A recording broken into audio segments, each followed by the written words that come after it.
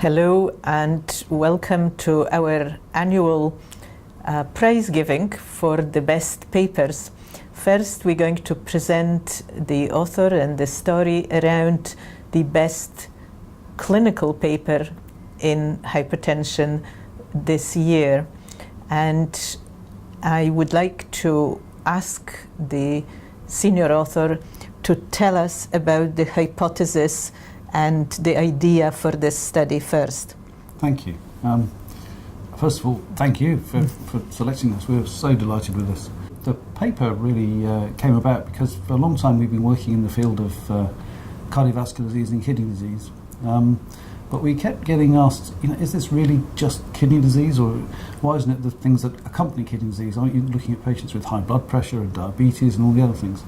So we needed if you like, a human, almost a model of pure kidney disease. And the best one we could think of was these healthy people who, for altruistic reasons, donate a kidney and therefore get a decline in their kidney function. We thought, well, that's a great model to study. And we wanted to know what happens to the cardiovascular system when you take a kidney out of a perfectly healthy human.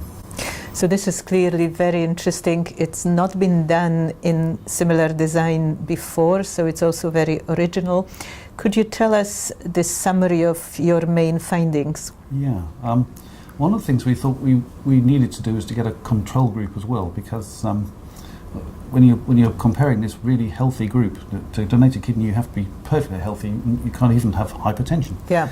So it was a prospective study. We looked at both controls who didn't donate a kidney but who were fit enough to do that, and people who donated a kidney.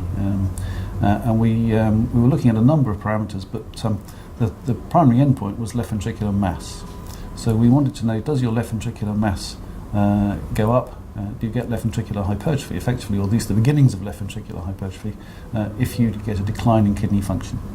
And we showed a small but very significant change, because I think primarily because we were able to use magnetic resonance imaging to accurately measure left ventricular mass in both the donors and the controls. Right, but you also measured a number of other biochemical parameters, and I noticed, for example, that one biochemical variable that you measured was the uric acid, which separately from your story is also being discussed as an additional cardiovascular risk factor. Can you comment on this? One of the hypotheses has been that why would left ventricular mass go up in people with reduced kidney function? Well, the usual story is it's because the blood pressure is high, but these patients do not become hypertensive. So first of all, it's not a mechanical blood pressure loading effect. So then you say, well, what about the possible circulating factors that might change left ventricular mass? And certainly urate, as you know, is closely associated, so it's a good candidate.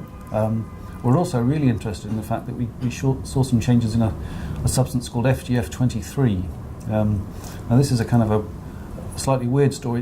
It's related to phosphate metabolism, and it goes up very early in patients with renal disease.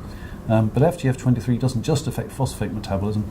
There's some great work in the past by authors from the States who showed that in patients with kidney disease, and in fact in animal models, that it seems to be closely associated, or probably causative, in causing left ventricular hypertrophy. So maybe that's one of the culprits. So that's very interesting. Is there the next study? Are there ideas to add more clinically relevant data to this? Because the other possibility was the renin-angiotensin system. Yeah. But interestingly, we showed that donating a kidney causes no change in that. So perhaps we've excluded that, and maybe that's one step forwards as well. The next step that we're doing now is a 5-year study to see if these changes are increased or even regress after 5 years. And we think we would like to start thinking about intervention studies to look at FGF23, and there are some interesting compounds out there that maybe we'll be able to use in the future to intervene and actually see if we get changes. Thank you very much. That's extremely interesting paper. Congratulations. Thank you again.